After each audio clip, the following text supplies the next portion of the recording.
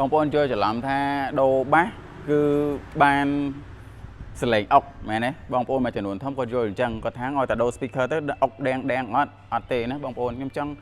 ឲ្យបងប្អូនយល់បន្តិចថា speaker វាអត់មានតួនាទីលេងអុកទេបាទទីទូទៅ speaker អ្វីវាអាចលេងបានគឺហៅថា mid bass ហ្នឹងវាមានចន្លោះចាប់ពី90ឬក៏80ឡើង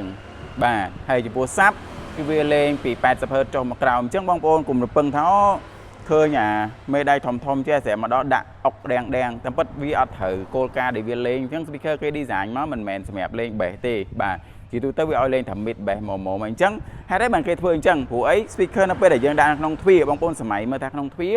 វាមានជ័រវាមានកលឹះវាមានខ្ចៅមានអីច្រើនអញ្ចឹងបើសិនជាករណីដែលវាលេងខ្លាំងគឺធ្វើឲ្យទ្វាររបស់យើងលាន់រោគរ៉ាអញ្ចឹងទៅយើងបើកខ្លាំងកាន់តែលាន់អញ្ចឹងធ្វើឲ្យសលេងអត់ប្រួយអញ្ចឹងអ្វីដែលបងប្អូនបង្កើនគុណភាពសលេងក្នុងឡានបានគឺតាមរយៈការដាក់ subwoofer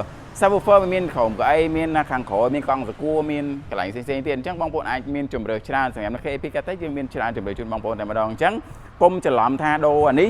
ស្រាប់តែបានសលេងអុកណាបងប្អូនណាកុំច្រឡំបាទទោះបីដាក់មេដៃធំប៉ុណ្ណាក៏វាអត់អុកខ្លាំងដែរហើយបើមិនអុកខ្លាំងមែនក៏អត់ប្រួយដែរដោយសារតែវាលាន់ទ្វារអញ្ចឹងបងប្អូនមានចម្ងល់ផ្សេងៗអាចទំនាក់ទំនង KP កាត់បានអរគុណ